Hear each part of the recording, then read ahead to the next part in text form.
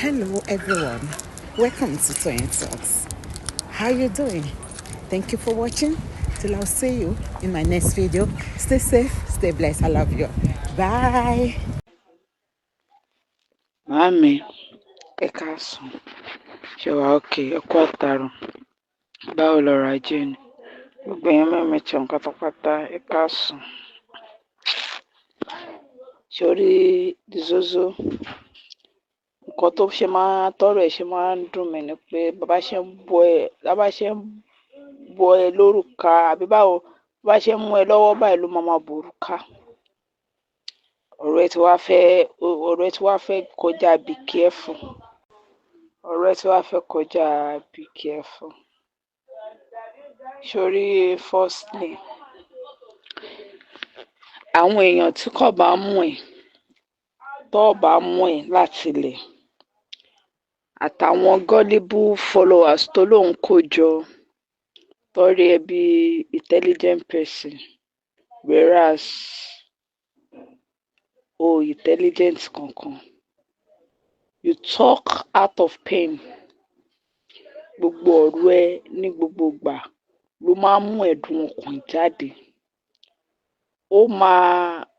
Àwọn ẹni tó bá lóye tó gbọ́n ló máa notice nǹkan báyẹn.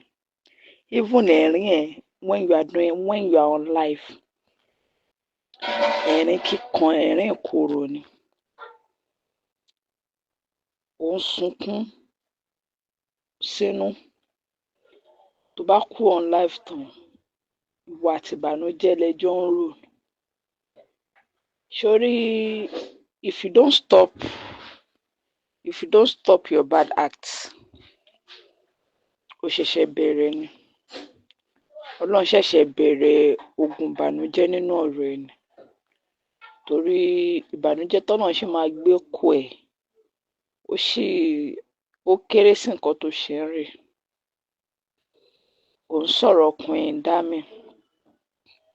Firstly, ẹni tí kò bá gbọ́ ni kò ní mọ̀ pé orí Queen Dami dàbí antagonist fún ẹ ní palace.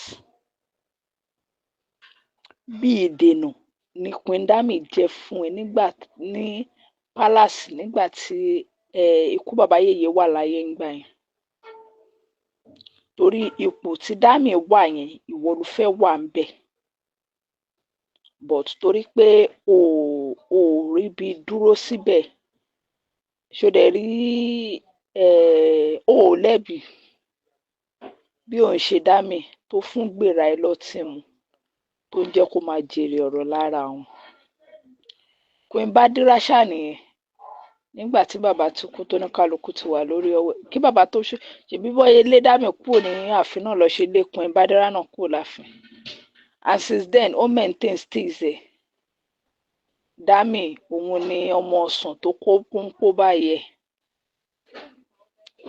Sórí ọ̀dẹ̀ èèyàn, òpònú èèyàn, aláìnílááká èèyàn ni wọn ò mọ̀ pé Florry ikú bàbá yèyé ló ní. Sórí gbogbo DNA 99.9 Mr. Lawal òun ni Florida rí. Sórí kò sẹ́ni tí ò mọgbọ́n kò sí èèyàn tí ò mọgbọ́n àti fẹ́ràn sẹ́nu ká wà. Gbogbo wa la mọ̀ bó ṣe ń lọ. Gbogbo wa la mọ̀ bó ṣe ń lọ. Torí mi reason ni ọmọ tó bí f'Aláàfin tó wá ní k'Aláàfin máa ṣe ìkómọ ẹ̀. Ṣó possible?